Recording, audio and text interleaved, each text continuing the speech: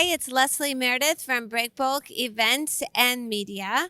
I have Jereme Pitts with me here, who did a fantastic demo in the Tech and Innovation Hub. He's from Librestream. So tell us first, before we talk about your demo, your company. Sure. Again, my name is Jereme Pitts, Chief Operating Officer for Librestream. Librestream is a software as a service company that helps clients get eyes and ears on the field in very difficult, rugged locations where all these logistical, shipping and products come from, and then also digitally manages the process on how at every step of the way, how do you ensure that the safety is happening? How do you ensure that it's packaged right? How do you ensure that the product's not getting damaged and it gets delivered on time? So we're really helping with the efficiency of overall how this gets done and also the safety.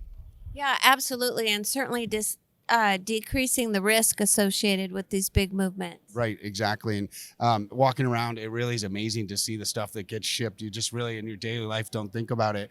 We mostly deal with the guys who make the stuff that gets shipped, and it's really fun to be talking with the logistics and see how it gets done and see how death-defying. It's literally like there was an example yesterday where this thing was the size of a half of a football field, 2 stories tall, and had 6-inch clearance. And it was a major stick point to how to get this thing transported. And this is stuff that apparently happens every day. And you really need to get eyes and ears. You need to get engineering on those problems. And how do you do that in a safe and efficient way? Absolutely. So I think that was the case study that was presented yesterday. Very dramatic. And it seems to me that you're solving a number of problems, and one of which is having the engineers and others involved in these huge projects that often these people are not located in the same place. So it sounded like your technology allows everyone, involved that wants to have eyes and ears on very expensive moves, very expensive cargoes. You're allowing them to do that. And this was a test that apparently was very successful. Yes, I think that was a really good wrap up, Leslie. We often say there's real reasons you would digitize or use these types of technologies. Is the first reason is things are more complex. These are bigger pieces of equipment, harder to ship. They're being asked to do these on a tighter time frame. They're being asked in some cases to deliver these freight on time, or they get penalized.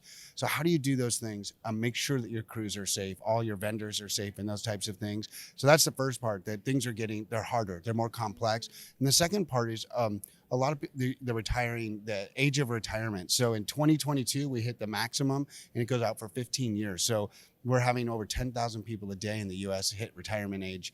And you're starting to put all this together and say, wow, I'm getting more complexity in my business model. I'm being asked to do more for less and be more efficient and be safer, but I'm losing my top talent. So you've got to retain that. You've got to be able to get those eyes and ears, like you said. Some people just can't travel anymore, won't travel.